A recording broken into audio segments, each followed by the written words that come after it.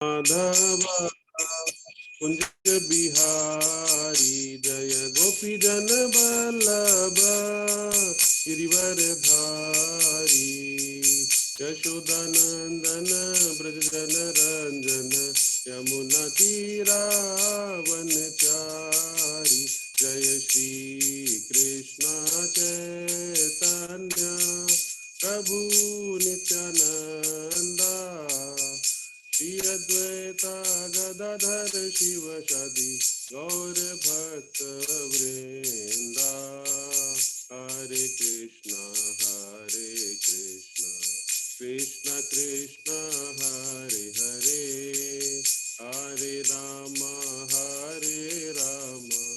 राम राम हरे हरे हरे कृष्णा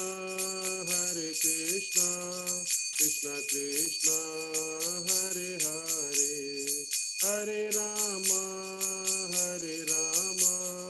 राम राम हरे हरे हरे कृष्ण कृष्ण कृष्ण हरे हरे हरे राम राम राम हरे हरे जय राधा बहरीनीश्वर राधा बहरीनीश्वर राधे जय राधा मुरलीधर राधा मुरलीधर राधे जय कृष्ण बलराम जय कृष्ण बलराम जय कृष्ण बलराम जय वृंदावन धाम जय गौरानिताय जय गौरानिताय जय गौरानिताय जय गौरानिताय जय पंचतत्वा जय पंचतत्वा जय पंचतत्वा जय पंचतत्वा जय जय प्रभुपा जय जय प्रभुपा जय जय गुरुदेव जय जय गुरुदेव। शील प्रभुपाद की जय, गुरुदेव महाराज की जय। हरे कृष्णा। तो सब भक्तों से आशीर्वाद की आकांक्षा करते हैं जिससे कि हम लोग आज भागवतम का गुणगान कर सके। हरे कृष्णा। दीनानाथ प्रभु जी, मंगलदास प्रभु जी, प्रेम प्रभु जी, हरे कृष्णा, धन्यवाद, प्रणाम। तो आज हम लोग इस श्लोक प्रभु जी शेयर करेंगे। वॉइस थोड़ा पास में आके बोलो, लाइक हमारी वॉइस हरि बोल आ तो रही है बट थोड़ी लो है। अच्छा,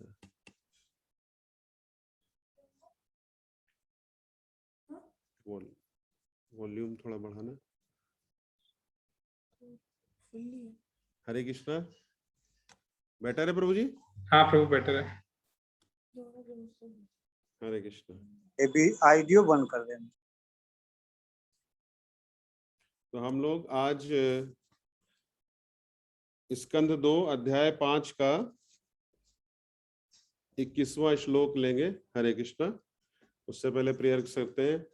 ओम नमो भगवते वासुदेवाय, ओम नमो भगवते वासुदेवाय, ओम नमो भगवते वासुदेवाय। नारायणं नमस्कृत्यं नरं चैव नरोत्तमं देवीं सरस्वतीं व्यासं ततो जयमुदीरये। नष्टप्रायेषु भद्रेषु नित्यं भागवत सेवया भगवती उत्तमा श्लोके भक्तिर्भवति नैष्टकी। कृष्णाय वासुदेवाय देवकी नंदनाय च नंदगोपकुमाराय गोविंदाय नमो नमः। हरे कृष्णा। सभी भक्तों का स्वागत है। आज हम लोग स्कंद 2 अध्याय 5 का श्लोक नंबर 21 पढ़ते हैं। काल कर्म स्वभावं च मायोषो मायया स्वया आत्मना यद्रक्षः प्राप्तं विभूभूष पाप दे। काल कर्म स्वभाव च माययो मायशो मायया स्वया आत्मना यद्रक्षाया प्राप्तं विभूभूषर पाद दे।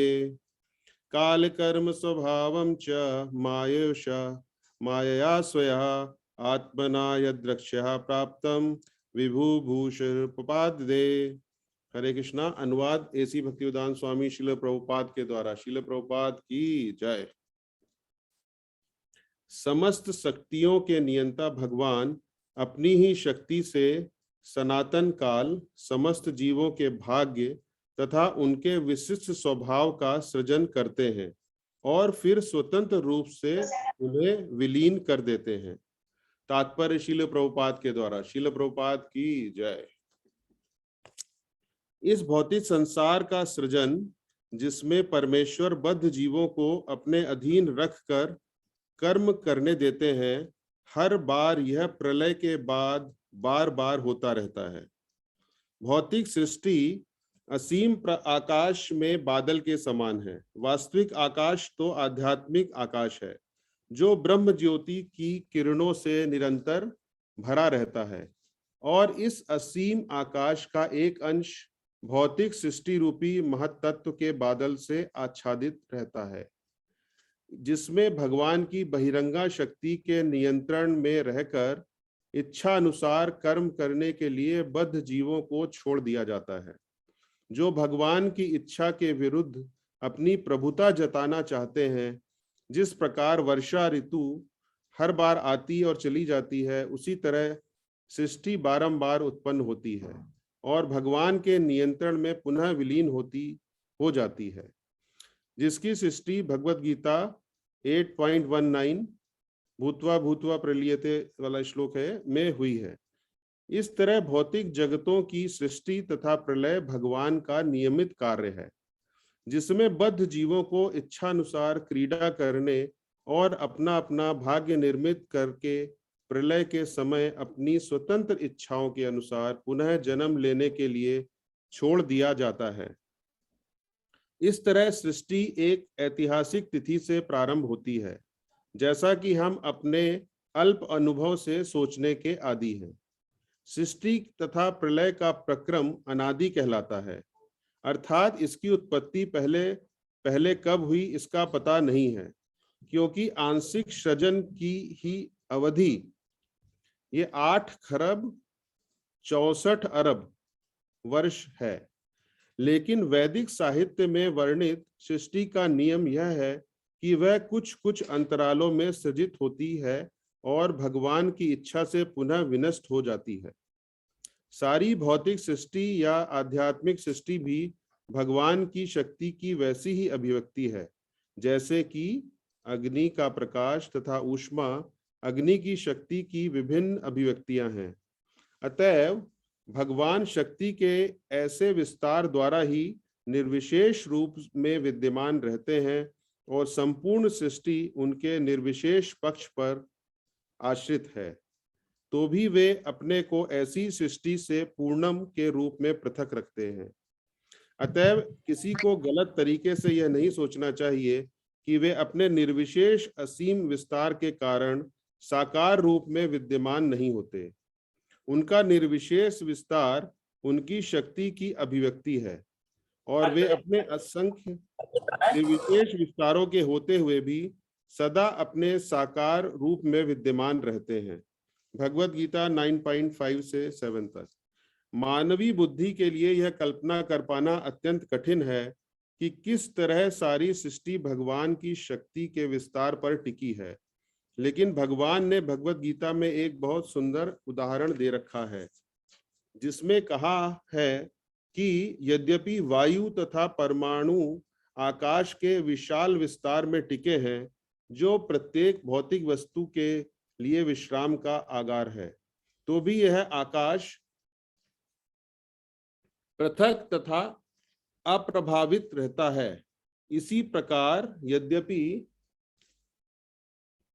परमेश्वर अपनी शक्ति के विस्तार से उत्पन्न प्रत्येक वस्तु का पालन करते हैं, तो भी वे सदैव पृथक रहते हैं।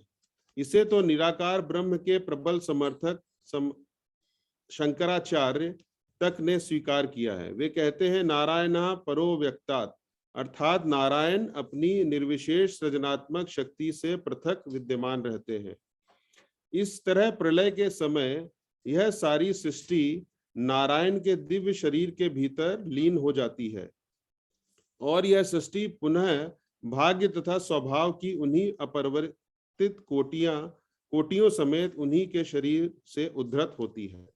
सारे व्यक्तिगत जीव भगवान के अंश होने के कारण कभी कभी आत्मा के रूप में वर्णित होते हैं, जो आध्यात्मिक संरचना में से एक है, लेकिन चूंकि ऐसे जीव भौतिक सृष्टि के प्रति पूरी आसक्ति के साथ आकृष्ट होते रहते हैं, अतः वे भगवान से भिन्न होते हैं। हरे कृष्णा। ओम अज्ञानतिमिरान्धस्य ज्ञानाञ्जनशलाकया चक्षुरुन्मीलितं येन तस्मै श्री गुरुवे नमः।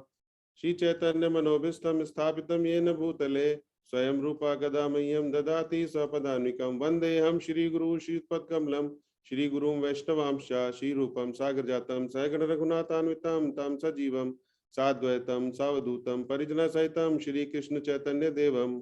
हे कृष्णा करुणा सिंधु दीनबंधु जगतपते गोपेशा गोपिका कांता राधा कांत नमोस्तुते। तप्त कांचन गौरांगी राधे वृंदावनेश्वरी वृषभानुसुते देवी प्रणमामि हरिप्रिये। वाञ्छाकल्पतरुभ्यश्च कृपा सिन्धुभ्येव च पतितानां पावनेभ्यो वैष्णवेभ्यो नमो नमः। जय श्री कृष्णा चैतन्य प्रभु नित्यानंद श्री अद्वैता गदाधरा शिवासादि गौर भक्तवृंदा। हरे कृष्णा कृष्णा कृष्णा हरे हरे, हरे राम राम राम हरे हरे। हरे कृष्णा। तो आज का जो श्लोक है, इस श्लोक में ये ब्रह्मा जी अपने इच्छा मतलब अपना जो है, जो उनका भाव है वो बता रहे हैं। क्योंकि इससे पहले जो संदर्भ चल रहा था तो उसमें ये प्रश्न उठा था कि क्या सारी की सारी जो सृष्टि है वो ब्रह्मा जी करते हैं क्या। तो ब्रह्मा जी यहाँ पर उसको एक तरीके से क्लैरिफिकेशन दे रहे हैं और बता रहे हैं कि समस्त शक्तियों के जो नियंता हैं वो स्वयं कृष्ण भगवान है और अपनी शक्ति से वो सनातन काल, सनातन मतलब सनातन जिसका कोई अंत नहीं होता है, सनातन काल और समस्त जीवों के भाग्य। तो हम लोग जो जीव हैं, हमारे जो भाग्य हैं और उनके विशिष्ट स्वभाव, जो हमारा जो स्वभाव है उसका सृजन करते हैं। तो ये सब कौन करते हैं? भगवान श्री कृष्ण के द्वारा ये सब होता है। और ये जो क्लैरिफिकेशन है वो ब्रह्मा जी दे रहे हैं और फिर स्वतंत्र रूप से उन्हें विलीन कर देते हैं। तो भगवान ही जो है प्रकृति को बनाते हैं और उसी को फिर जो है वो बिगाड़ते हैं और वो इस प्रकृति से अलग रहते हैं, भिन्न रहते हैं। ऐसा ब्रह्मा जी यहाँ पे इस श्लोक से जो विषय शुरू हुआ है उसमें आगे बताएंगे कि किस प्रकार से सृष्टि बनती और बिगड़ती रहती है और भगवान का उसमें क्या रोल है और बाकी जो जीवात्मा है उनका क्या रोल है। तो इस सब को हम किस प्रकार से समझ सकते हैं? हम इसको तभी समझ सकते हैं जब हम अपनी पोजीशन को समझ लें। मतलब जीवात्मा क्या है और भगवान परमात्मा श्री कृष्ण क्या है और प्रकृति क्या है। तो प्रकृति बार बार बनती बिगड़ती रहती है। तो आज हम लोग क्लास में भगवान की जो महिमा है, श्री कृष्ण भगवान किस प्रकार से महान है और किस प्रकार से वो प्रकृति से जुड़ते, प्रकृति को बनाते रहते हैं, बिगाड़ते रहते हैं, उसमें हमारी क्या पोजीशन है, भगवान की क्या पोजीशन है। तो देखिए प्रभुपाद जी ने कितना अच्छा इसमें समझाया है। क्या बताया कि भौतिक संसार का सृजन जिसमें परमेश्वर बद्ध जीवों को अपने अधीन रखकर कर्म करने के लिए देते हैं। तो जैसा हम लोग सब जानते हैं कि पुरुष, हम लोग जो पुरुष हैं, हम लोगों को एक फ्रीडम दी गई है क्या? कर्म करने की। तो कर्म करने की जो फ्रीडम है वो हमको भगवान ने दी हुई है और अधीन रहकर कर्म करने देते हैं। हमें कर्म करने के लिए फ्रीडम दी है भगवान ने। और यह प्रलय के बाद बार होता रहता है, मतलब जो सृष्टि है वो बार बार बनती बिगड़ती रहती है। तो ब्रह्मा जी खुद बता रहे हैं कि किस प्रकार से जो है सृष्टि बनती और बिगड़ती रहती है। तो हम लोगों को ये समझने का प्रयास करना चाहिए कि हम क्या हैं, जीवात्मा हैं, हम कहाँ पर हैं, भगवान की बनाई हुई प्रकृति में है। और ये प्रकृति जो है, जो बनाई है, वो ब्रह्मा जी इसके संचालक हैं। लेकिन सर्वोपरि जो संचालक हैं, परमेश्वर हैं, वो भगवान श्री कृष्ण ने ही सब कुछ रचना की है। और भगवान ने, श्री कृष्ण ने ही ब्रह्मा जी को यह ज्ञान प्रदान किया था और फिर उन्होंने सृष्टि की रचना की थी, जिस प्रकार से पहले ये चर्चा हो चुकी है। और एक अंश भौतिक सृष्टि रूपी के महत तत्व के बादल से आच्छादित होता है। तो जैसा हम जानते हैं कि 25% जो है ये भौतिक प्रकृति है और 75% आध्यात्मिक प्रकृति है, आध्यात्मिक है। और यह जो भौतिक सृष्टि है वो महतत्व के बादल से आच्छादित है ना। ये महातत्व से पूरी घिरी हुई है। जिसमें भगवान की बहिरंगा शक्ति के नियंत्रण में रहकर इच्छानुसार कर्म करने के लिए बद्ध जीवों को छोड़ दिया जाता है। तो ये भी प्रभुपाद जी बता रहे हैं कि हम लोग जो है क्या बद्ध जीव हैं, और हम लोग इस प्रकृति में अपनी इच्छा अनुसार हम लोगों को कर्म करने के लिए छोड़ दिया गया है। चाहे हम जैसे कर्म करें, चाहे हम जैसे ना करें, ये हमको भगवान ने फ्रीडम दी। और इसको एक एनालॉजी के माध्यम से प्रभुपाद जी बता रहे हैं कि जैसे वर्षा की ऋतु है ना, हर सीजन में वर्षा ऋतु आती रहती है, और हर वर्षा होती है और फिर अगले साल वर्षा होती है। इसी प्रकार से प्रकृति बनती और बिगड़ती रहती है। और प्रभुपाद जी ये भी बताते हैं भूत्वा भूत्वा प्रलीयते, मतलब सृष्टि का जो है बार बार क्रिएशन होता रहता है और फिर डिस्ट्रक्शन होता रहता है। और ये सृष्टि का जो प्रलय का प्रक्रम है, ये कब से शुरू हुआ? ये अनादि समय से चल रहा है ना। और पहले कब ये प्रकट हुई थी? उसका आंशिक सृजन की अवधि क्या है? आंशिक सृजन मतलब ब्रह्मा जी की जो उम्र बताई गई है वो कितनी है? वो 8 खरब और 64 अरब ये वर्ष है। तो क्या है ना, कुछ लोग, अब देखिए आप पूरे पर्सपेक्टिव को समझने का प्रयास कीजिए कि कुछ लोग जो है ना, जिसको ज्ञान नहीं है वो क्या समझेगा कि जो है ब्रह्मा जी की उम्र क्या है।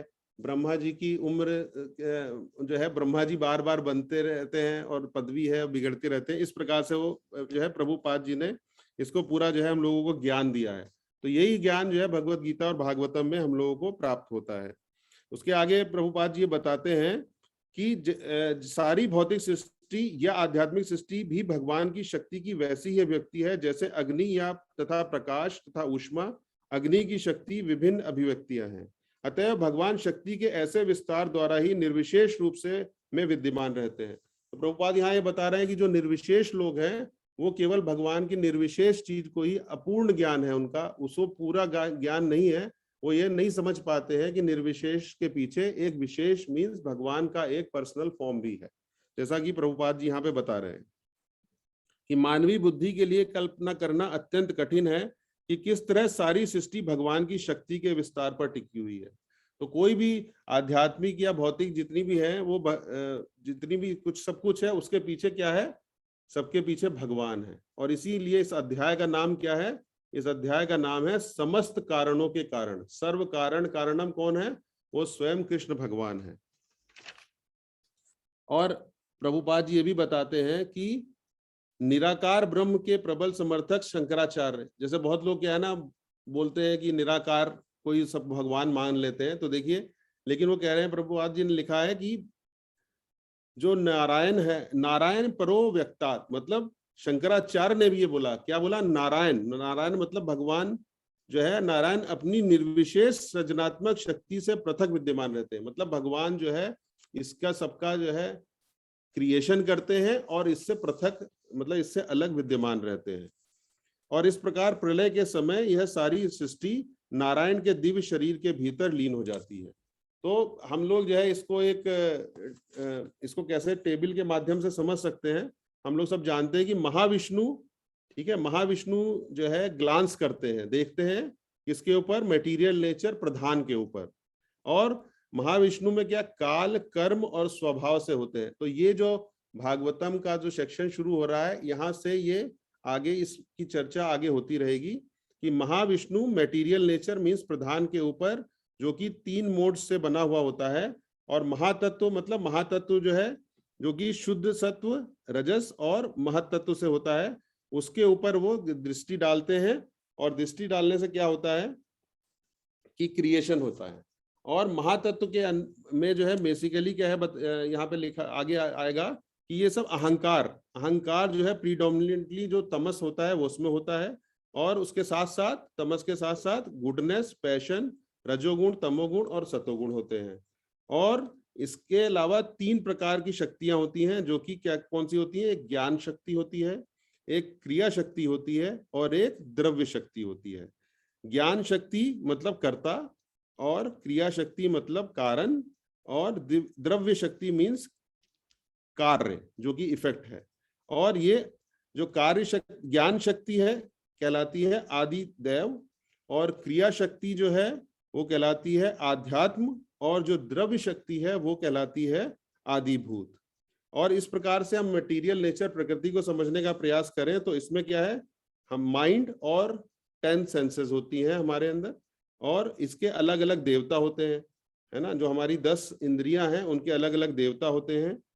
जैसे कि ईयर का जो है दिग् देवता होता है, आईज का आंखों का सूर्य देवता होते हैं, त्वचा के वायु देवता होते हैं, नाक के अश्वनी कुमार होते हैं, टंग के वरुण होते हैं, और हैंड्स मतलब हाथों के इंद्र होते हैं, पैरों के उपेंद्र होते हैं, वाणी के वाइस के अग्नि होते हैं, एनस के मित्र होते हैं, और जेनाइटल्स के प्रजापति होते हैं।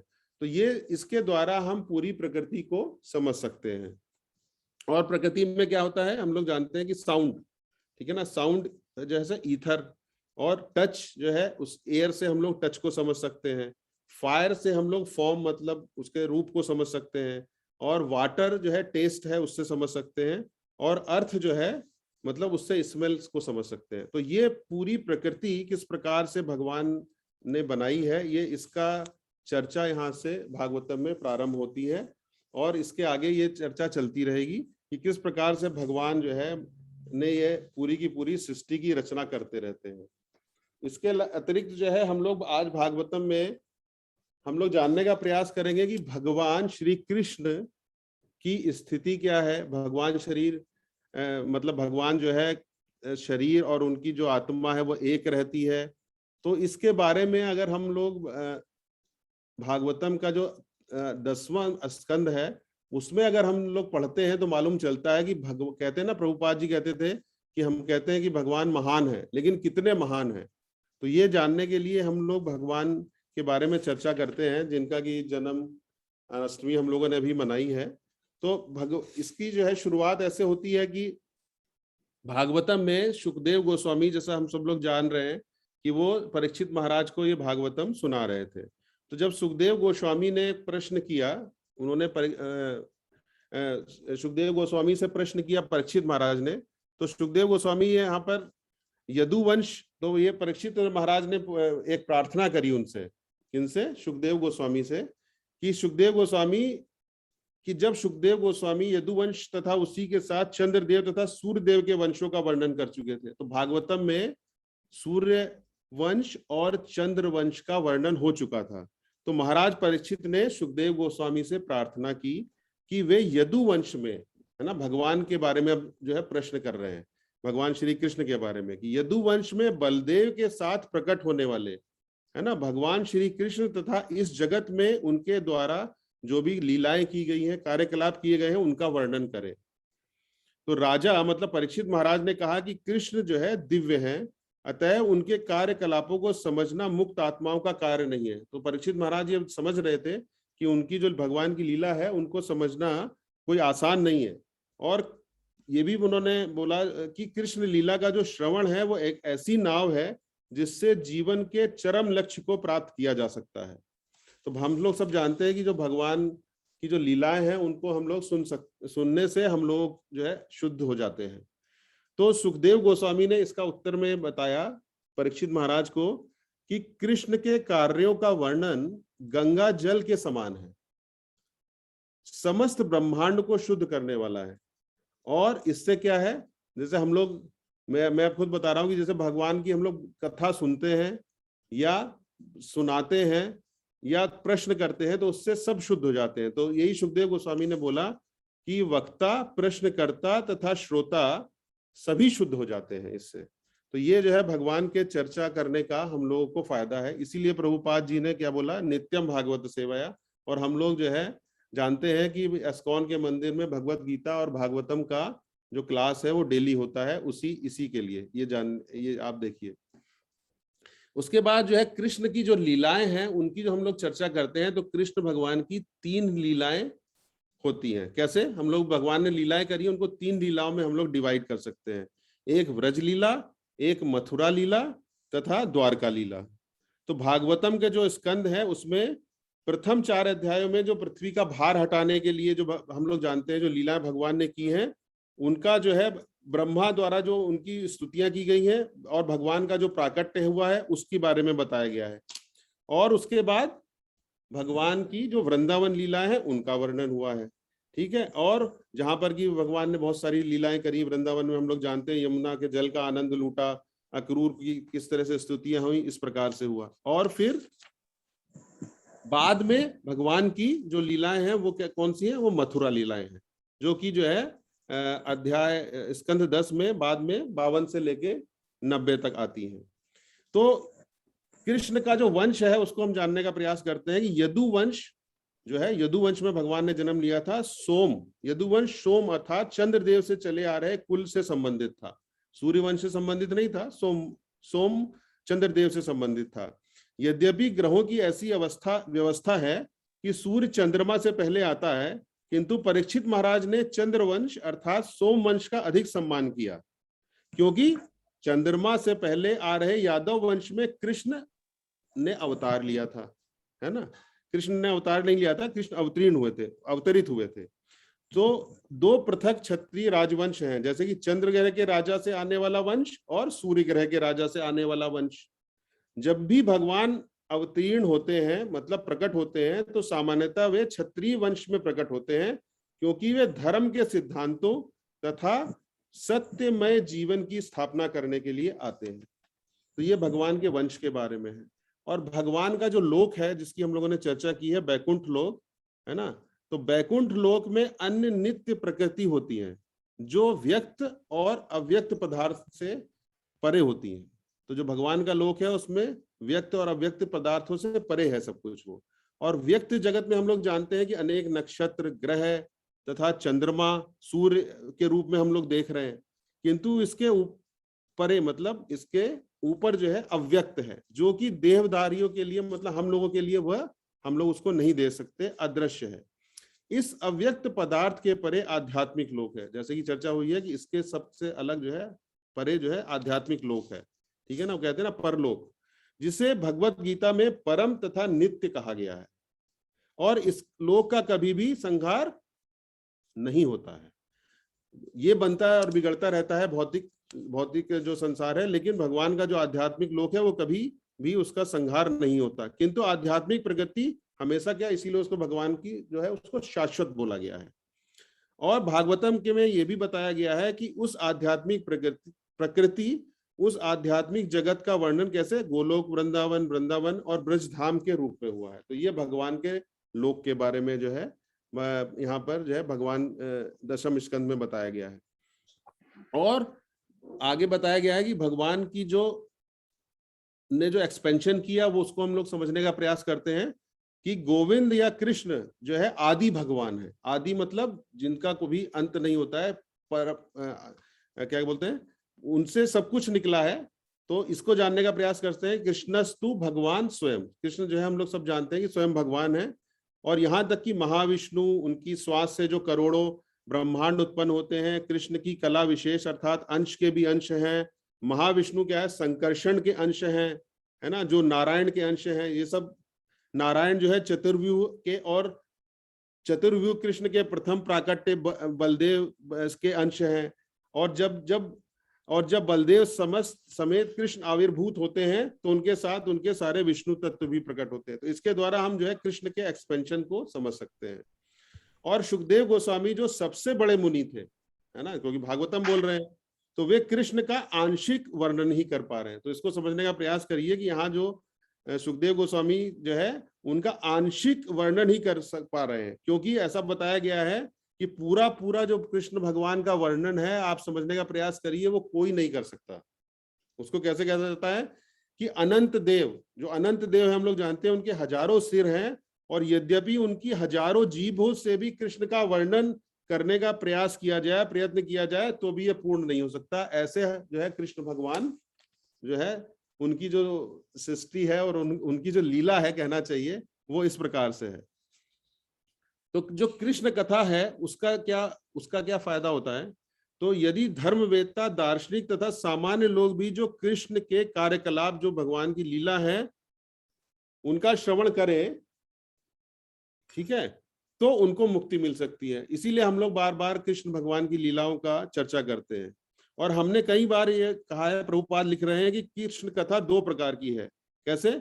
एक तो भगवत गीता हम लोग जानते हैं भगवत गीता और भागवतम। तो भगवत गीता जिसे भगवान कृष्ण ने बताया अपने विषय के बारे में, उसको हम लोग पढ़ेंगे तो मालूम चलता है कि भगवान कौन है, कैसे है। भगवान ने अपना परिचय दिया एक तरीके से। और भागवतम जिसे सुखदेव गोस्वामी ने कृष्ण की महिमा के बारे में बताया, भगवान का ग्लोरिफिकेशन है उसमें।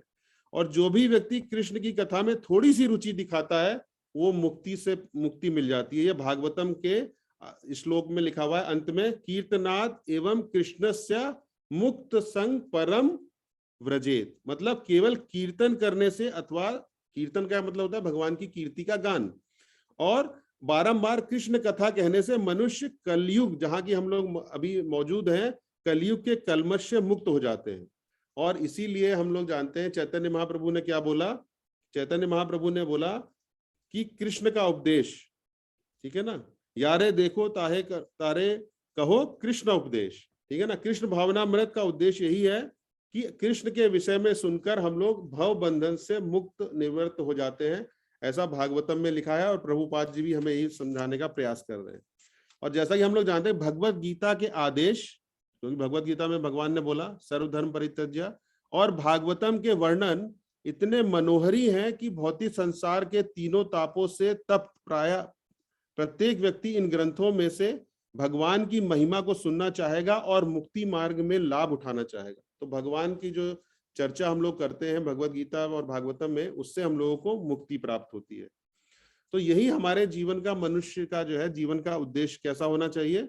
मनुष्य जन्मा पाइया राधा कृष्णा ना भजिया, जानिया सुनिया विष खाइना।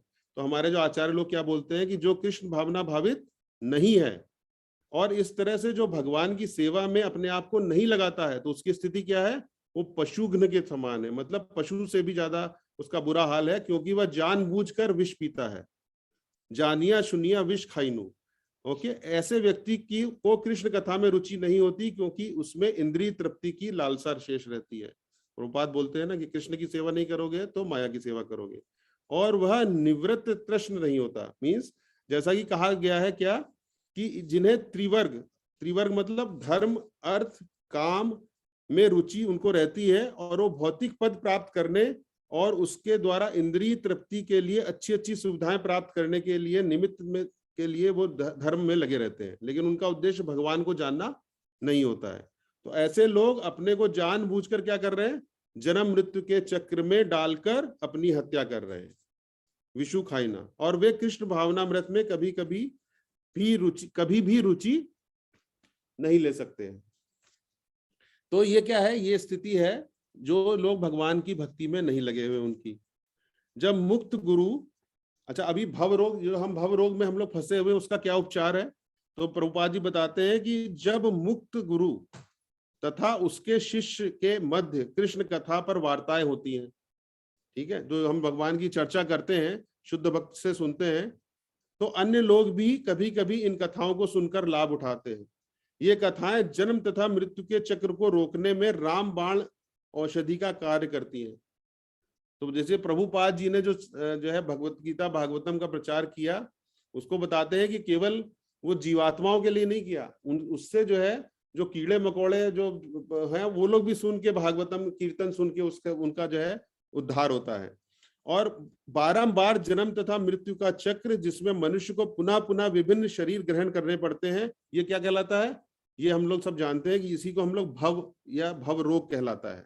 और यदि कोई व्यक्ति इच्छा या अनिच्छा से कृष्ण कथा सुनता है तो यह भव रोग से वह पार हो सकता है, और अपने जन्म मृत्यु का जो रोग है निश्चय ही उसका वो समाप्त हो सकता है। इसीलिए कृष्ण कथा को क्या बताया गया यहाँ पे, इसलिए कृष्ण कथा को यहाँ भव की औषधि, इस भव की जो है औषधि बताई गई है, और जन्म मृत्यु के चक्र को रोकने की औषधि बताई गई है। कर्मी जन जो भौतिक इंद्रिय तृप्ति में आसक्त हैं, सामान्यतः अपनी भौतिक इच्छाओं का परित्याग नहीं कर सकते, ठीक है, तो ये बद्ध जीव जो है वो अपना नहीं त्याग कर सकते। लेकिन कृष्ण कथा एक ऐसी रामबाण औषधि है कि कृष्ण कथा सुनने के लिए प्रेरित होने पर वह इस रोग से निश्चित रूप से मुक्ति प्राप्त कर सकता है। तो भगवान पर जो है के बारे में देखिए चर्चा कर रहे हैं यहाँ पे परीक्षित महाराज और सुखदेव गोस्वामी।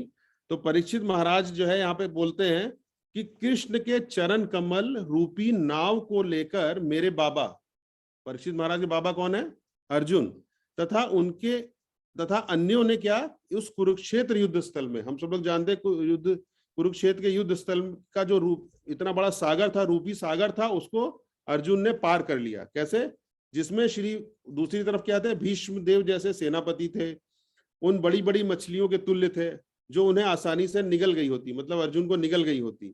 और मेरे पितामह मतलब अर्जुन ने भगवान श्री कृष्ण की कृपा से इस दुर्लभ सागर को इतनी सरलता से पार कर लिया कि मानो कोई गोखुर का चिन्ह हो। तो ये देखिए भागवतम का ये श्लोक में लिखा हुआ है। और चूंकि मेरी माता ने, अब परीक्षित महाराज अपनी माता के बारे में बता रहे हैं, ने सुदर्शन चक्रधारी भगवान श्री कृष्ण के चरण कमलों की शरण ग्रहण की थी, अतः उन्होंने उनके गर्भ में प्रवेश करके मुझे बचा लिया, जो कौरवों तथा पांडवों का अंतिम बचा हुआ उत्तराधिकारी थे, तथा जिसे अश्वत्थामा ने अपने ब्रह्मास्त्र से नष्ट करने का प्रयास किया था। भगवान श्री कृष्ण ने समस्त देहधारी जीवों के भीतर तथा बाहर शाश्वत कालों के रूप में यथा तथा परमात्मा तथा विराट रूपों में अपनी शक्ति प्रकट होकर हर एक को क्रूर मृत्यु के रूप में या जीवन के रूप में मोक्ष प्रदान किया है। तो ये भगवान की जो है ये किस प्रकार से मर्सी हम लोगों को अवेलेबल है। तो यहाँ पर वो परीक्षित महाराज बता रहे हैं कि अब उन भगवान के दिव्य गुणों का आप मुझे वर्णन कीजिए। तो ऐसा भागवतम में जो है परीक्षित महाराज ने उनसे बोला। देखिए मानवता का जो लक्ष्य है वो भी भागवतम में बताया गया है 10वें स्कंद में, कि श्री सुखदेव गोस्वामी ने बोला कि हे राजऋषियों में श्रेष्ठ, मतलब परीक्षित महाराज, चूंकि आप वासुदेव की कथाओं के प्रति अत्यंत आकृष्ट हैं, अतः निश्चित रूप से आपकी बुद्धि आध्यात्मिक ज्ञान में स्थिर है, जो मानवता का एकमात्र असली लक्ष्य है। तो मानवता का लक्ष्य क्या होना चाहिए कि हम लोग कैसे भगवान की ओर प्रगति कर सकते हैं। और चूंकि यह आकर्षण, भगवान के प्रति जो आकर्षण है वो अनवरत रहता है, अतः निश्चित रूप से यह उत्कृष्ट है। तो राजऋषि अर्थात जो है, अभी आजकल के आप चर्चा करिए तो आजकल के जो राजा हैं वो उसके प्रमुख शासक जो है कृष्ण कथा के लिए अनिवार्य होना चाहिए। तो प्रभुपाद बताते हैं कि आजकल के जो शासक हैं उनके लिए भी कृष्ण कथा अनिवार्य होनी चाहिए। और भगवत गीता में भी यही कहा गया है, क्या कि इमम राजऋषियो विदु, राजऋषि कौन है, जो भगवान के बारे में ज्ञान हो। किंतु दुर्भाग्यवश इस युग में सरकारी शक्ति धीरे धीरे ऐसे निकृष्ट लोगों के हाथ में जा रही है जिन्हें कोई आध्यात्मिक ज्ञान नहीं है, इसलिए समाज का तेजी से पतन हो रहा है। सरकार के प्रशासकों को कृष्ण कथा समझनी चाहिए, अन्यथा प्रजा कैसे सुखी हो सकती है। तो इस प्रकार से जो चर्चा हो रही है कि राजा अगर जो है भगवान का भक्त होगा तो प्रजा को भी वो भगवान की भक्ति में लगा सकता है। समस्त राजऋषियों में श्रेष्ठ कौन है, परीक्षित महाराज का उदाहरण दिया जा रहा है। और सुखदेव गोस्वामी जो है मुनि सत्तम है, अर्थात वे सारे मुनियों के श्रेष्ठ हैं। तो अभी आप थोड़ा सा परिवर्तन देख रहे हैं, आप समझ रहे होंगे मैं किधर बोल रहा हूँ, कि किस प्रकार से जो है भारत में के जो है ये परिवर्तन दिखाई दे रहा है। और जो भगवान की जो कृष्ण लीला है उसका फल क्या होता है, भगवान विष्णु के चरणों के अंगूठे से निकलने वाली गंगा तीनों लोक, मतलब हम लोग जानते हैं ऊपरी लोक, मध्य लोक और नीचे के लोकों को पवित्र बनाती है। इसी प्रकार से जब कोई व्यक्ति भगवान श्री कृष्ण की लीलाओं को तथा गुणों के विषय में प्रश्न करता है तो उससे किस किस को लाभ मिलता है, तीनों प्रकार के व्यक्ति, वक्ता या उपदेश देने वाले को, प्रश्नकर्ता वाले को अथवा सुनने वालों को, सबके सब जो है इससे शुद्ध हो जाते हैं। तो इस प्रकार से भगवान की जो कृष्ण लीला है उसका ये फल प्राप्त होता है। सुखदेव गोस्वामी इसमें इस प्रकार से बता रहे हैं। अब चर्चा होती है कि जीव, जो जीवात्मा है वो क्या है, वो हम लोग जो फंसे हुए हैं इसमें कलयुग में, उसका क्या है, वो शरीर जो है, जब शरीर जो है मिट्टी से बना होता है, ठीक है, हम लोग कहते हैं ना शरीर क्या है, मिट्टी है। जब शरीर मिट्टी बन जाता है, और हम ये कहते हैं ना मिट्टी से बना मिट्टी में मिल जाता है, तो ये 5 तत्वों से बना होता है, पृथ्वी, जल, अग्नि, वायु और आकाश, और इससे परिणित होता है। और शरीर का स्वामी जीव स्वतः अपने सकाम कर्मों के अनुसार, तो ये जानने का प्रयास करना चाहिए कि हम लोग जिस प्रकार से कर्म करते हैं उसी प्रकार से हम लोगों को शरीर मिलता है। तो यहाँ पे यही बताया जा रहा है कि अपने सकाम कर्मों के अनुसार भौतिक तत्वों से बना तथा दूसरा शरीर प्राप्त करता है। तो हम लोग एक शरीर को दूसरे शरीर में इस प्रकार से परिवर्तन करते हैं, उसका यहाँ पे चर्चा हो रही है। और अगला शरीर प्राप्त होने में पर वह वर्तमान शरीर को त्याग देता है।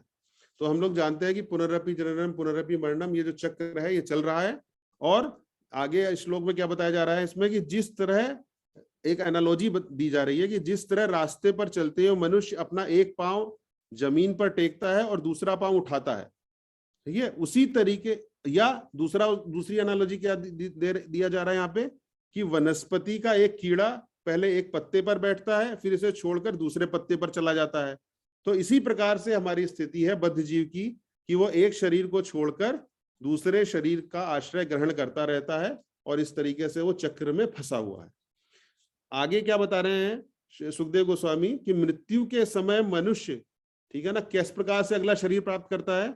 सकाम कर्म। सकाम कर्म हम लोग सब जानते हैं, जो इच्छाओं से हमारा ग्रसित होता है, वो जो हम कर्म करते हैं निहित मन में सोचने से, अनुभव करने से और चाहने से, हैं, उसके अनुसार ही शरीर विशेष प्राप्त करता है। तो जिस प्रकार से हम लोग सोचते हैं उस प्रकार से ही जो है हम लोग को, हमने जैसा जीवन अपना व्यतीत किया, हमने जो सारे जीवन में किया, उसके हिसाब से हमको अगला शरीर प्राप्त हो जाता है। दूसरे शब्दों में मन के कार्यकलापों के अनुसार ही शरीर का विकास होता है। तो हम लोग सब जानते हैं कि जो भी हम कर्म करते हैं उसके पीछे हमारा मन जो है, उसके पीछे एक तरीके से वो सब चीजों को कंट्रोल करता है। और शरीर के परिवर्तन मन की चंचलता के कारण होते हैं। तो मन में जैसी चंचलता होगी वैसा ही मन काम करेगा और वैसी तरीके से शरीर का में परिवर्तन होता है। इसको हम लोग यहाँ पर समझने का प्रयास करते हैं, चंचलता के कारण। अन्यथा आत्मा तो मूल आध्यात्मिक शरीर में रह सकती है। तो आत्मा तो कभी भी अपवित्र नहीं होती है, लेकिन हम लोग ये जानने का प्रयास कर रहे हैं कि जो हम लोग को शरीर है वो क्यों प्राप्त होता है और इसका प्राप्त होने का क्या कारण है। तो ये हमारे मन की वजह से ये सब इस प्रकार से ये समस्या चल रही है कि हम जैसा सोचते हैं उसी तरीके से कर्म करते हैं और फिर हमारा शरीर जो है इसी प्रकार से जो है बदलता रहता है। तो ये कोई ऐसा नहीं है कि एट्रेंडम कुछ भी हो जाता है जो हम लोग को शरीर मिल जाता है। ये जो है शास्त्रों का जो ज्ञान है उसमें पता चलता है कि किस प्रकार से हम लोग जो है, हम लोगों ने ये शरीर प्राप्त किया है।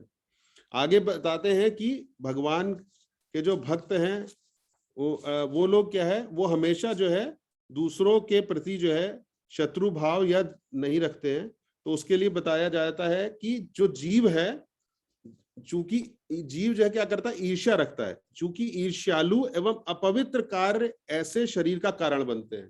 तो हम लोग को जो शरीर मिला है, हम सब लोग जानते हैं कि हम लोगों ने भगवान से ईर्ष्या करी, इसलिए हम लोग भगवान से जो है हम लोग को ये शरीर प्राप्त हुआ जो कि भौतिक प्लेटफॉर्म पे है, जिससे अगले जीवन में कष्ट भोगना पड़ता है। तो हम लोग जो है ईर्ष्यालु होते हैं, ईर्ष्यालु हैं और हम अपवित्र कार्य करते हैं, इसलिए हम लोगों को जीवन में कष्ट भोगना पड़ता है।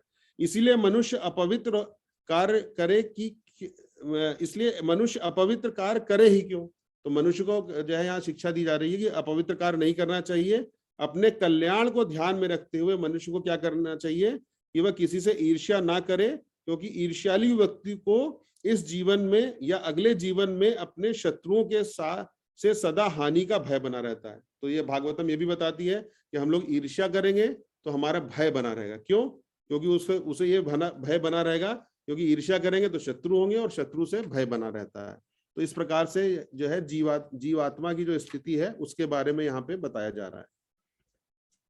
तो इसके आगे इस जो विषय चल रहा है हमारी जीवात्मा क्या, उसमें जो है हमारे आचार्य लोगों ने टिप्पणियां करके बताया कि जीवात्मा की स्थिति क्या है।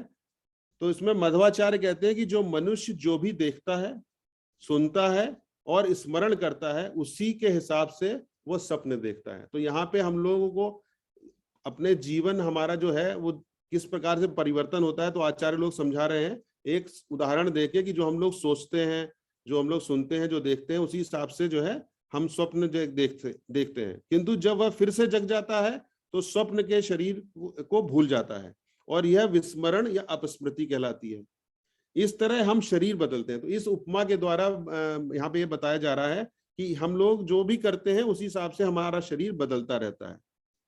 तो क्योंकि हम कभी हम सपना देखते हैं तो कभी हम जगे रहते हैं। इसी प्रकार से हम जो है जब हमको शरीर मिल जाता है तो हम लोग जीवित हो गए और जो उसके बाद फिर हम जो है नींद में चले जाते हैं। फिर अगले जो है वर्तमान देह में किया गया जाने वाला कार्य जीवन कहलाता है और फिर मृत्यु में चले जाते हैं। तो ये जीवन और मृत्यु का चक्र क्या है, उसी प्रकार से है जैसे कि हम लोग जागते रहते हैं और सोते रहते हैं। तो ये उपमा के द्वारा जो है यहाँ पे प्रभुपाद हमें समझाने का प्रयास कर रहे हैं।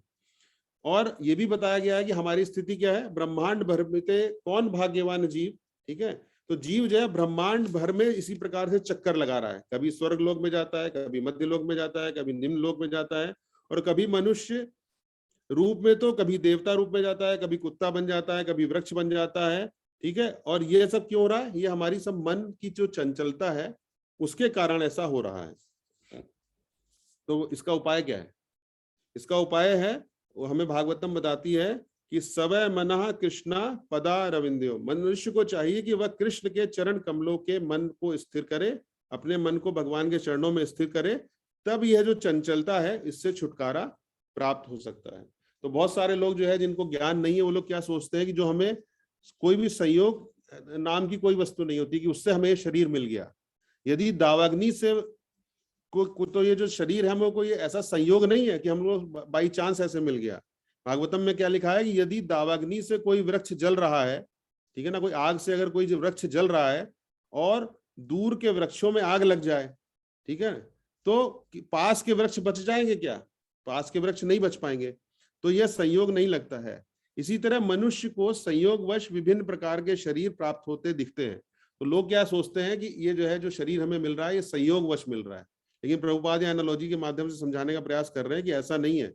वास्तव में उसे ये शरीर मन के कारण प्राप्त होते हैं। मन स्वीकृति अस्वीकृति के बीच घूमता रहता है और मन द्वारा ही इस स्वीकृति अस्वीकृति के अनुसार ही हमें विभिन्न प्रकार के शरीर प्राप्त होते हैं। तो यहाँ पे इस प्रकार से ये बताया जा रहा है। तो इसी के आधार पर प्रभुपाद जी बताते हैं कि जगत में 3 प्रकार के लोग होते हैं। कौन कौन? एक मुक्त आत्मा, एक मुमुक्षु और जो एक तीसरे जो इंद्रिय भोग में लिप्त है, ठीक है। तो इन तीनों में से मुक्त लोग भगवान के नाम का कीर्तन तथा श्रवण करते हैं, क्योंकि वे भली भांति जानते हैं कि केवल भगवान के गुणानुवाद से ही दिव्य पद पर रहा जा सकता है। और दूसरे प्रकार के जो लोग हैं जो मुक्ति पाने का प्रयास कर रहे हैं, वो भगवान के नाम का कीर्तन और श्रवण को मुक्ति की विधि मानते हैं, अतः उन्हें भी इस कीर्तन में दिव्य आनंद मिलता है। और तीसरे वाले कौन से हैं? जो लोग कर्मियों तथा विषयी लोग की बात है, वे भगवान की लीला या कुरुक्षेत्र में भगवान द्वारा युद्ध करने तथा वृंदावन में गोपियों के साथ नृत्य को सुनने के आनंद में लगे रहते हैं। तो इस प्रकार से हम जानते हैं कि अलग अलग स्तर पे लोग होते हैं, जैसा जिसका एसोसिएशन मिल जाता है उसी तरीके से उसमें लगा रहता है। लेकिन भगवान के दिव्य गुणों का जो द्योतक है उसको बोलते हैं उत्तम श्लोक गुणानुवाद। यथा माता यशोदा तथा ग्वालों के प्रति उनका स्नेह तथा गोपियों के प्रति प्रेम भाव रहता है, और भगवान के भक्तों को भी उत्तम श्लोक गुणानुवाद की पदवी दी जाती है। तो यहाँ पे क्या है, जो भगवान के शुद्ध भक्त होते हैं वो भगवान की लीलाओं में जो है उनको सुनते रहते हैं और उनकी चर्चा करते रहते हैं। और जो इन दिव्य गुणों को सुनने में जितनी अधिक रुचि दिखाता है, ठीक है, प्रभुपाद बोल रहे हैं, जितनी अधिक रुचि दिखाता है उतना ही उसको आनंद प्राप्त होता है। इसलिए मुमुक्षुओं, विमुक्तों तथा कर्मियों सहित हर एक को भगवान की महिमा का कीर्तन और श्रवण करके लाभान्वित होना चाहिए। तो कोई भी कैटेगरी में कोई भी हो, लेकिन उसको भगवान की जो है महिमा का कीर्तन और श्रवण से उसको लाभ मिलता रहता है। तो भगवान की जो स्थिति है, भगवान के किस प्रकार से भगवान को हम और समझने का प्रयास करते हैं भागवतम से। भगवान में चर्चा हुई है, भगवान को माया मनुष्य बताया गया है। माया मनुष्य का मतलब क्या है? योग माया द्वारा आवृत होने के कारण, ठीक है ना, नाहम प्रकाश सर्वस्य योग माया समावृता, मतलब भगवान जो है माया से अपने आप को कवर करते हैं। कृष्ण कभी कभी माया मनुष्य कहलाते हैं। माया मनुष्य को समझने का प्रयास करिए क्या है, जो यह बतलाता है कि भगवान होते हुए भी वे सामान्य पुरुष मनुष्य जैसे प्रकट होते हैं। तो जो लोगों को ज्ञान नहीं है वो लोग क्या कहें, वो लोग चर्चा करते हैं, वो लोग लॉजिक देते हैं कि भगवान भी तो पैदा हुए थे, भगवान का भी तो अंत मृत्यु हुई थी। तो वो लोग क्या है, क्योंकि जनता की दृष्टि पर योग माया का पर्दा पड़ा रहता है, तो उनको क्या ज्ञान नहीं है, उनके बुद्धि पे योग माया का पर्दा पड़ा हुआ है, इसलिए वो भगवान को नहीं समझ सकते। और इसीलिए किंतु उनका पद सामान्य व्यक्ति से सर्वथा भिन्न होता है और वे सदैव दिव्य रहते हैं। लेकिन क्या है, जिनके ऊपर से माया का पर्दा हट जाता है वो भगवान की स्थिति को समझ सकते हैं।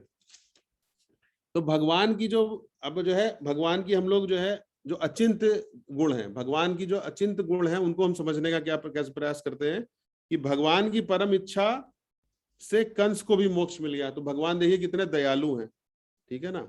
भगवान ने कंस का वध किया, पूतना का वध किया, लेकिन उससे भी उनका जो है इनका जो है इनको जो है मोक्ष मिल गया। कंस ही नहीं, जैसे पूतना को भी जो मोक्ष मिल गया, और भगवान कि माता के समान उनको जो है पूतना को जो है पद प्राप्त हो गया था। तो यहाँ पे जो है इसीलिए परीक्षित महाराज जो है उन भगवान के विषय में सुनने के लिए उत्सुक हो रहे हैं जो अपने अचिंत गुण, अचिंत मतलब हम चिंता भी नहीं कर सकते, सोच भी नहीं सकते हैं अपनी बुद्धि से कि किसी को भी मुक्ति प्रदान कर सकते हैं। वो अपने अचिंत गुण से किसी को भी मुक्ति प्रदान कर सकते हैं। उन्होंने कंस और पूतना को जो है उन्होंने मुक्ति प्रदान कर दी। तो अपनी मृत्यु के निकट परीक्षित महाराज जो है अपनी मृत्यु के निकट है, जैसा कि हम लोग सब जानते हैं, अपनी मुक्ति के विषय में उत्सुक है। और जब भगवान जैसा महान मनुष्य अचिंत गुणों से संपन्न होकर सामान्य पुरुष की तरह व्यवहार करता है तो वह व्यवहार माया कहलाता है। इसलिए भगवान को माया मनुष्य कहा जाता है। तो यहाँ पे क्या प्रभुपाद समझाने का प्रयास कर रहे हैं कि अगर भगवान को भी कोई नहीं समझ सकता है तो मतलब उसके ऊपर माया का कवर है, और वो क्या है ना, भगवान को एक तरीके से माया मनुष्य के रूप में ही समझ सकता है। लेकिन जीव गोस्वामी बताते हैं कि क्या है, हम लोग भगवान का एक नाम जानते हैं, क्या नाम होता है भगवान का? नाम है मुकुंद, ठीक है ना। तो मुकुंद को जीव गोस्वामी बताते हैं मु का मतलब होता है मुक्ति और कु का मतलब होता है बुरा। तो मुकु का मतलब क्या हो गया कि भगवान का सूचक है। मुकु भगवान का सूचक है, मतलब जो मनुष्य को भौतिक संसार की बुरी स्थिति से बचाता है। मु मतलब मुक्ति और कु मतलब जो बुरी स्थिति है। तो बुरी स्थिति से बचाने वाला जो है वो भगवान है, इसलिए भगवान का नाम मुकुंद है। भगवान को मुकुंद इसलिए कहा जाता है क्योंकि वे भक्त को न केवल भौतिक संसार से बचाते हैं अपितु उसे सेवा में दिव्य प्रेम में आनंद प्रदान करते हैं। तो भगवान जो है हम लोगों को जो प्रेम, हम लोग से प्रेम करते हैं, इसीलिए वो हम लोगों को जो है ये आनंद प्रदान करने के लिए वो चाहते हैं कि हम लोग उनके पास वापस चले जाएं। इसीलिए भगवान और भगवान के शुद्ध भक्त जो है इस प्रकार की हम लोगों को व्यवस्था प्रदान करते रहते हैं जिससे कि हम लोग भगवान के पास एक एक कदम आगे बढ़ते रहें। दूसरा एक भगवान का नाम है केशव। केशव क्या है? दो अक्षरों से मिलकर बना है, का और ईशा। का अर्थ है ब्रह्मा और ईश का मतलब होता है शिव जी। अर्थात भगवान अपने दिव्य गुणों से ब्रह्मा तथा शिव दोनों का मन मोह लेते हैं, इसलिए भगवान को हम लोग केशव भी कहते हैं। और यह मत शील सनातन गोस्वामी ने वैष्णव तोषणी की जो टीका है उसमें बोला था। इसके अलावा वीर राघव आचार्य जो हमारे हैं वो भी ये बताते हैं कि क्या बताते हैं कि भगवान के बारे में कि हे देवताओं, बड़े बड़े मुनि तथा विष्णु का आदेश पाकर भगवान को दूध देकर प्रसन्न करने के लिए गौ और बछड़ों के रूप में प्रकट होते हैं।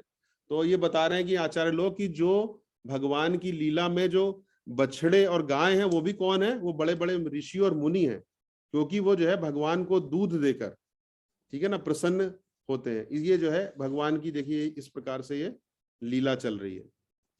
भगवान की जो लीला के बारे में आगे बताया जाता है कि एक और आगे सुखदेव गोस्वामी जी बताते हैं कि जैसा कि हम सब लोग जानते हैं कि देवकी के 6 पुत्र थे, है ना, जिसके बाद भगवान ने जो है जन्म लिया था। तो पूर्व काल में जो है 6 जो पुत्र हैं उनके बारे में सुखदेव गोस्वामी बता रहे हैं कि पूर्व काल में कालनेमी नामक असुर के 6 पुत्र हुए थे, जिनके क्या नाम थे?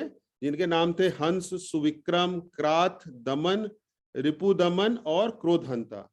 और ये शठ गर्भ कहलाते थे। और ये 6 के 6 जो है समान बहुत बलशाली थे और युद्ध कला में बहुत निपुण थे। इन 6 ने क्या किया? इन 6 ने अपने बाबा हिरण्यकश्यपु के साथ छोड़ दिया था और ब्रह्मा को प्रसन्न करने के लिए कठिन तपस्या की थी। ब्रह्मा ने प्रसन्न होकर उन्हें मुंह मांगा वर देने को लिए कहा। तो उन्होंने क्या बोला?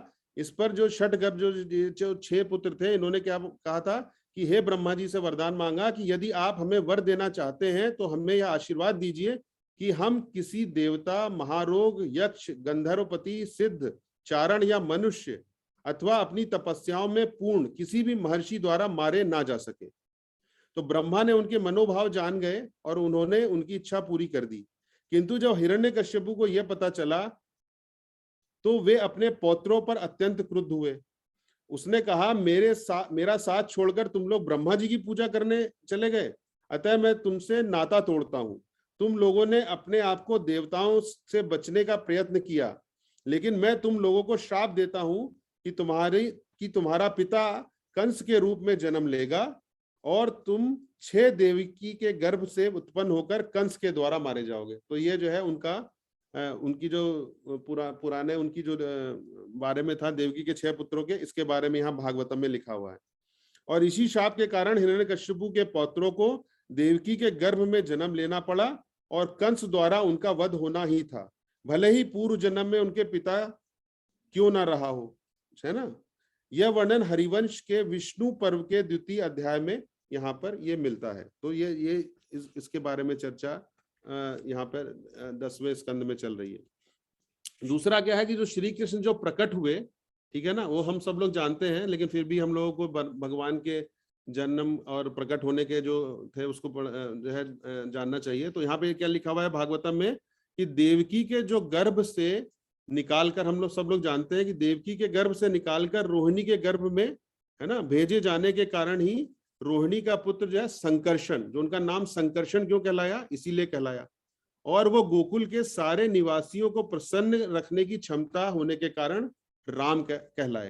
तो देखिए हम लोग कहते हैं ना हरे कृष्णा मंत्र में राम का मतलब बलराम होता है। तो बलराम जो है ना, और बलराम हम बोलते हैं क्या कि वो जो है सबको प्रसन्नता मतलब खुश रखते हैं। तो यहाँ पे लिखा हुआ है कि जो बलराम जी हैं उनको उन्होंने गोकुल के सारे निवासियों को प्रसन्न रखने की क्षमता थी होने के कारण राम कहलाए, और अपनी प्रचुर शारीरिक शक्ति के कारण बलभद्र कहलाए। तो ये संकर्षण क्यों नाम पड़ा उनका, इसमें भागवतम में लिखा हुआ है श्लोक में। और राम क्यों कहलाए और वो बलभद्र क्यों कहलाए, इसकी चर्चा उन्होंने सुखदेव गोस्वामी ने की है। तो भगवान की जो शरण है उसका क्या लाभ होता है, यदि कोई निष्ठा पूर्वक यह कहकर कि मेरी शरण में आता है, भगवान की शरण में आता है, तो हे प्रभु आज से मैं आपकी शरण लेता हूं, ठीक है, तो मैं उसे सदैव सुरक्षा प्रदान करता हूं। तो भगवान जो है कोई भी उनकी शरण में आ जाए वो उनको सुरक्षा प्रदान करते हैं, ठीक है, यह मेरा व्रत है। तो भगवान जो है, भगवान ने ये बोला है कि सर्वधर्म परित्यज्य मामेकम शरणम व्रज। अच्छा, इस यही सेम जो है विषय की चर्चा हुई है रामायण में। रामायण का जो युद्ध कांड है उसके 18:33 में प्रभुपाद यहाँ कोट कर रहे हैं कि देवताओं ने भगवान की स्तुति की, ठीक है, क्योंकि कंस तथा उसके सहयोगियों द्वारा सताए गए सारे भक्तों की रक्षा करने के लिए भगवान अपनी भक्त देवकी के गर्भ में अब प्रकट हो चुके थे। तो हम लोग सब जानते हैं कि देवता लोग जो है बहुत ज्यादा त्रस्त हो गए थे, इसलिए उन्होंने भगवान के प्रकट होने के लिए क्या कहते हैं, भगवान ने मतलब वो गए थे और इसीलिए भगवान के प्रकट होने का वो कारण है, वो अलग पूरी कथा है।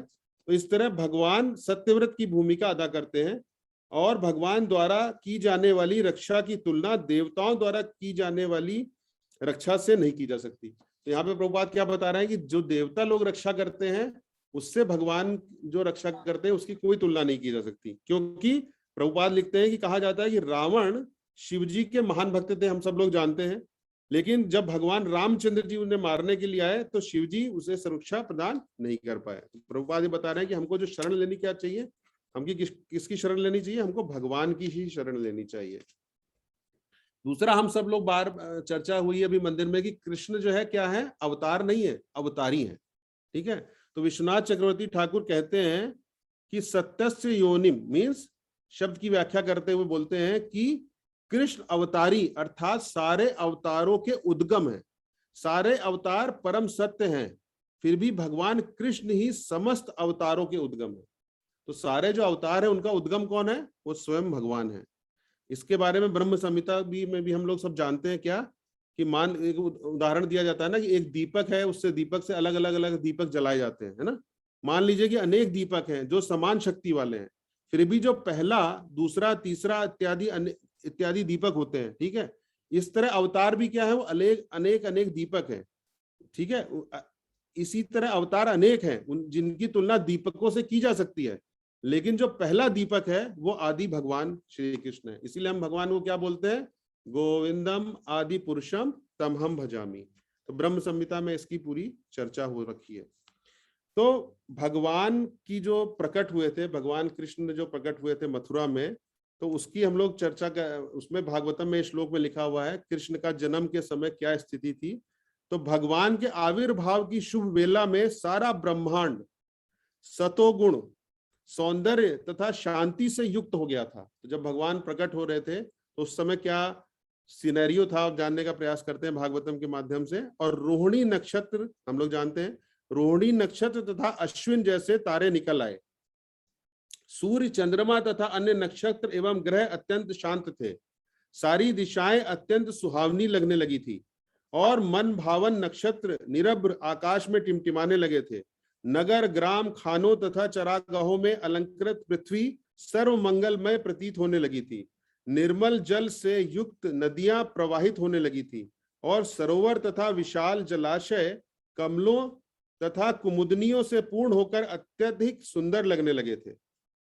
फूलों, पत्तियों से पूर्ण एवं देखने में सुहावने लगने वाले वृक्षों और हर पौधों में कोयलों जैसे पक्षी तथा भौरों के झुंड देवताओं के लिए मधुर ध्वनि में गुंजार करने लगे थे। निर्मल मंद वायु बहने लगी थी जिसका स्पर्श सुखद था, जो फूलों की गंध से युक्त थी, जो हवा चल रही थी। जब कर्म कांड में लगे ब्राह्मणों ने वैदिक नियम अनुसार अग्नि प्रज्वलित की तो अग्नि इस वायु से अविचलित रहती हुई इस स्थिर भाव से जलने लगी। तो जो उन्होंने अग्नि प्रज्वलित करी थी वो अविचलित हो गई थी। इस तरह जब अजन्मा भगवान विष्णु प्रकट होने को हुए तो कंस जैसे असुरों तथा उनके अनुचरों द्वारा सताए गए साधु जन तथा ब्रह्मांडों को अपने हृदयों के भीतर शांति प्रतीत होने लगी। तो जब भगवान प्रकट हुए तो जो ब्राह्मण लोग थे, जो देवताओं जिन्होंने भगवान के आने के लिए इतनी उन्होंने प्रयास किए थे और प्रार्थना की थी, वो सब के सब जो है शांति उनको होने लगी। और उसी समय स्वर्ग में दुंदुभियां बज उठी थी। तो इस प्रकार से वहां पे इस तरीके से पूरा सीन बन गया था। और आगे श्लोक में लिखा हुआ है कि तब वसुदेव ने उस नवजात शिशु को देखा जिनकी अद्भुत आंखें कमल जैसी थी और अपने चारों हाथों में शंख, चक्र, गदा, पद्म और आयुध धारण किए हुए थे। उनके वक्ष स्थल में श्रीवत्स का चिन्ह था। उनके गले में चमकीला कौस्तुभ मणि था। वह पीतांबर धारण किए हुए थे। उनका शरीर श्याम घने बादल की तरह था। उनके बिखरे बाल बड़े बड़े तथा उनका मुकुट और कुंडल असाधारण तौर पर चमकते किस तरह का था। उनका जो मुकुट था वो वैदुर्य मणि की तरह था। वे करधनी, बाजूबंद, कंगन तथा अन्य आभूषणों से अलंकृत होने के कारण अद्भुत लग रहे थे। तो प्रभुपाद यहाँ परपोर्ट में लिखते हैं कि मानव समाज में कोई भी सामान्य शिशु आज तक 4 हाथों वाला उत्पन्न नहीं हुआ है। तो प्रभुपाद उन लोगों को टारगेट कर रहे हैं जो लोग भगवान को नहीं समझते हैं और भगवान को एक सामान्य व्यक्ति समझते हैं। तो प्रभुपाद बोल रहे हैं कि आज तक कोई ऐसा उत्पन्न नहीं हुआ जिस प्रकार से भगवान प्रकट हुए थे। और क्या पूरी तरह बड़े बालों से युक्त कोई शिशु उत्पन्न हुआ है? इसीलिए भगवान का जो अवतरण है वो सामान्य शिशु के जन्म से सर्वथा भिन्न होता है। वैदुर्यमणि क्या होती है? जो कभी नीली, कभी पीली और कभी लाल दिखती है और बैकुंठ लोक में उपलब्ध होती है। तो भगवान का जो मुकुट है तथा कुंडल है इसी विशेष मणि से अलंकृत था। तो ये भगवान के बारे में ये चर्चा इस तरीके से देखी है कि भगवान के बारे में प्रभुपाद यही बोलते थे, चैलेंज करते थे कि भगवान कितने महान हैं।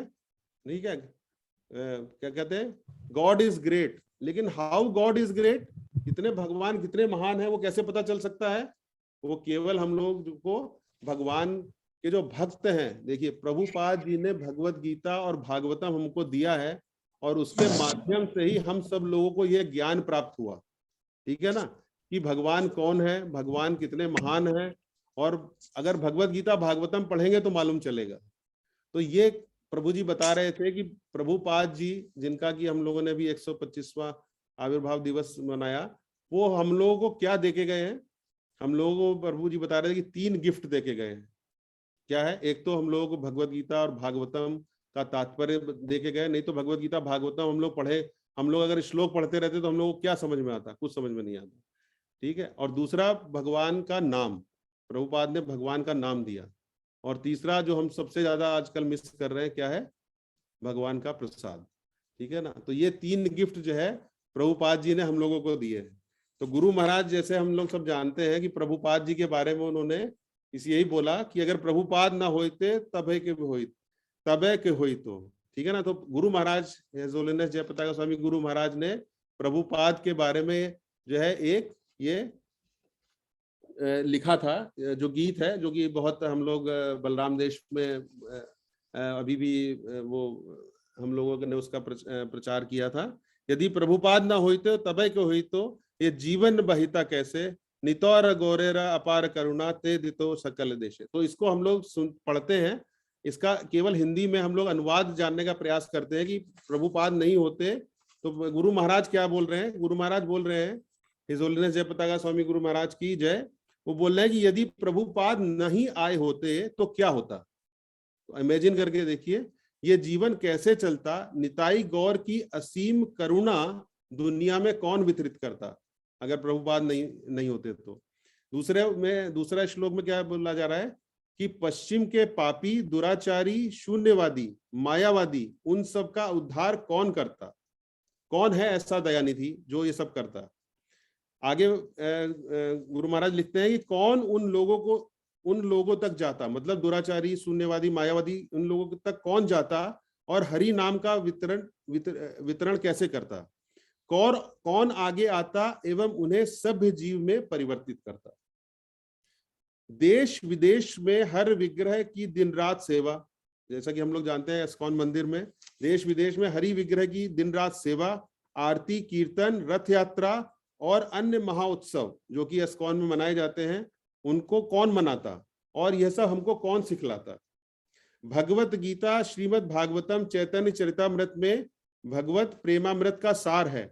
इन शास्त्रों की इतनी सुंदर तथा सरल व्याख्या कौन करता। अगर प्रभुपाद नहीं होते तो ये सब हम लोग क्या पढ़ पाते, क्या समझ में आता हम लोगों को। गुरु महाराज ऐसा लिख रहे हैं। आगे क्या है, इतने कष्ट सहकर भी प्रेममयी हृदय के साथ सभी में हरि नाम का वितरण प्रभुपाद ने किया, और हमें क्या पुरी, वृंदावन, मायापुर जैसे धाम कौन देता। श्री चैतन्य महाप्रभु की शिक्षाएं ही एकमात्र पवित्र धन है। तो हम लोग सब जानते हैं कि चैतन्य महाप्रभु की जो शिक्षाएं हैं वो पवित्र धन है। कौन हमें इस धन का निरंतर आचार तथा प्रचार करने में संलग्न करता, नियोजित करता।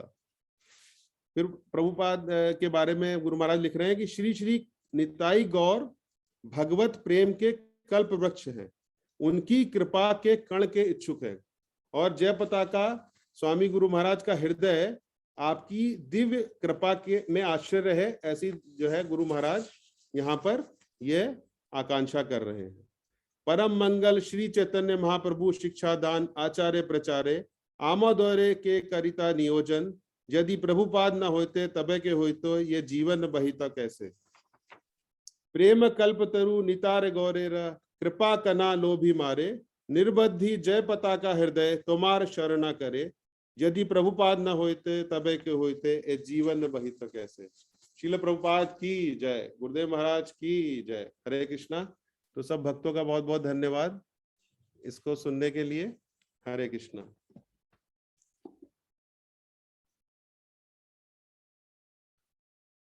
प्रेम में प्रभु जी। हरे कृष्णा। हरे कृष्णा प्रभु। बहुत ही आनंद आया प्रभु, पूरी भगवान की कथा आपने जो इतनी सुंदर तरीके से कह डाली, बहुत ही सुंदर तरीके से, बहुत ही आनंद आया प्रभु। प्रभुपाद की जय। श्रील प्रभुपाद। हरि हरि बोल। मंगल प्रभु। आप प्रभुपाद लीलामृत कौन पढ़ेगा? हरे कृष्ण। धन्यवाद अच्युत प्रभु। हरे कृष्णा प्रभु जी। हरे कृष्ण। प्रभु जी आज हम लोगों ने सोचा था कि क्लास थोड़ी लंबी हो गई तो प्रभुपाद लीलामृत ठीक है प्रभु, आप कहिए। या एक पेज एक अगर है मैं प्रभु जी पढ़िए। ठीक है। जो लीला आपने जो है प्रभुपाद के भी वो 3 पॉइंट जो क्लास का कोट कर दिया, तो प्रभुपाद की लीला आ गई और गुरु महाराज की कविता भी आ गई। फिर भी एक पेज पढ़ लेते हैं। मैं प्रभु जी पढ़िए।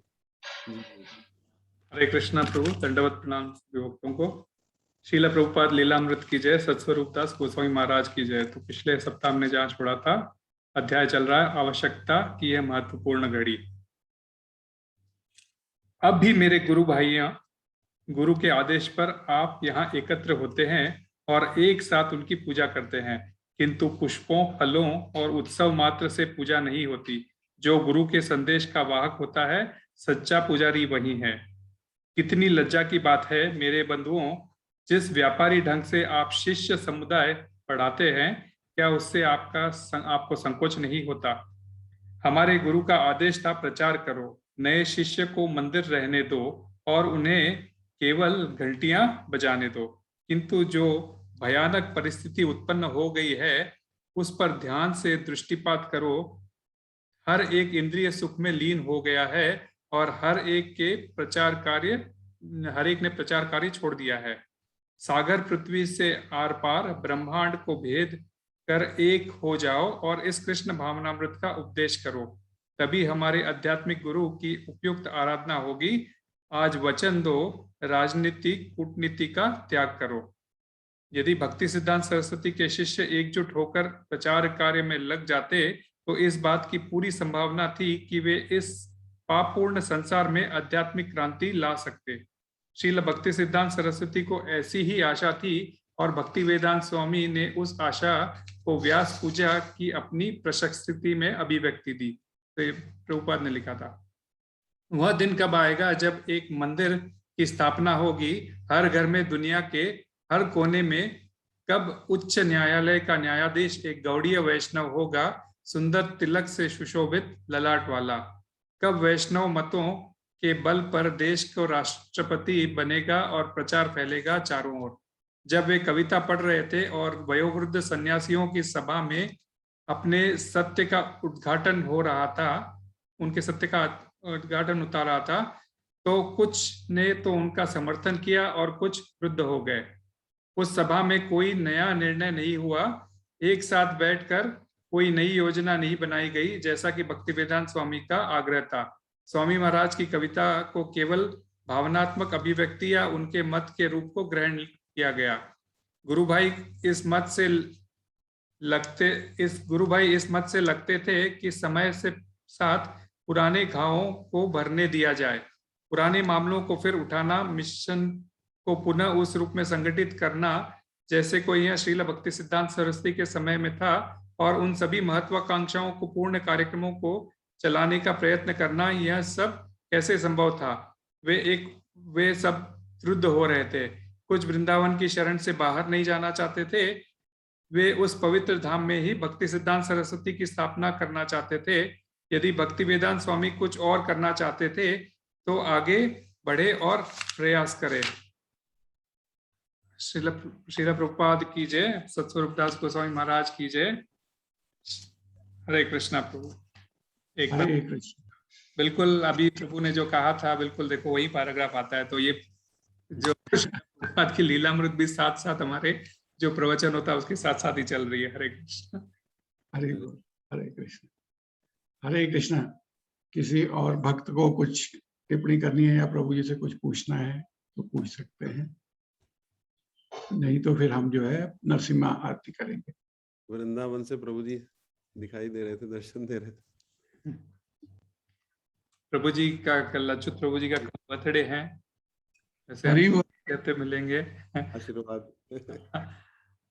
तो मंदिर में वैसे हमें तो आज ही लगा प्रभु, हमें तो लगा आज ही है, इसलिए हम तो सोच रहे थे कि आप प्रसाद, एनीवे कल तो प्रसाद मंदिर से आ रहा है, प्रभु जी ने ऑर्गेनाइज करवा दिया। वही। विश यू हैप्पी बर्थडे प्रभु इन एडवांस प्रभु, wishing you happy Krishna conscious birthday प्रभु। प्रभु जी हरि हरि। हरे कृष्ण। सबका आशीर्वाद चाहिए। हरि बोल। हरे कृष्ण। ठीक है, तो फिर जो है नरसिम्हा आरती कौन गाएंगे? राधा रंजन प्रभु आज है। राधा राजन प्रभु। हरे कृष्ण। हरि बोल। हरे कृष्ण प्रभु। हरि बोल। नरसिंह भगवान से विशेष प्रार्थना कीजिए।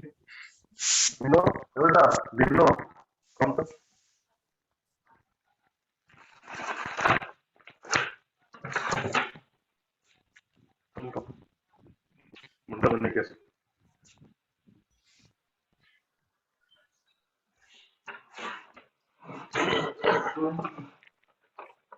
बोलो श्री भक्ति विघ्न विनाशक नरसिंह भगवान की जय। भक्त शिरोमणि प्रहलाद महाराज की जय। शिला प्रभुपाद की जय। शिला गुरुदेव की जय। अनंत कोटि वैष्णव वृंद की जय। निताई गौर जय। नमस्ते नरसिंहाय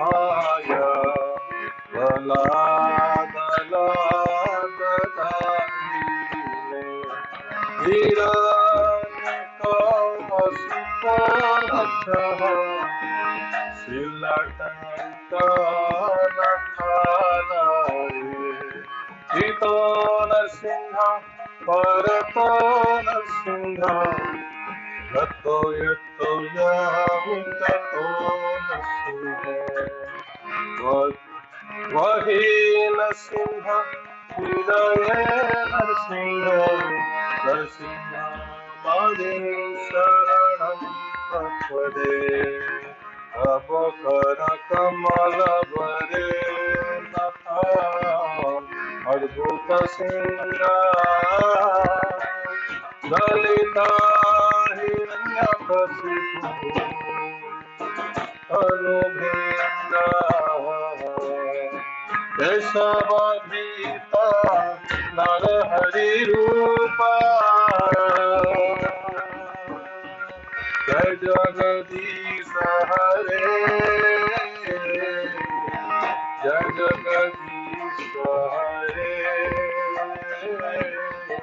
जय जगदीश हरे जय नरसिंह देव जय नरसिंह देव जय नरसिंह देव जय नरसिंह देव जय भक्तप्रला जय भक्तप्रला जय भक्तप्रला जय प्रहलाद महाराज जय जय प्रभुपाद प्रभुपाद प्रभुपाद जय जय प्रभुपाद जय जय गुरुदेव गुरुदेव गुरुदेव जय जय गुरुदेव हरे कृष्ण हरे कृष्ण। भक्त बोलो विद्युनाथ भक्ति सिंह देव भगवान की जय, भट्टपाद महाराज की जय, शिला प्रभुपाद की जय। हरे कृष्ण। एक बार फिर से सभी यहाँ उपस्थित भक्त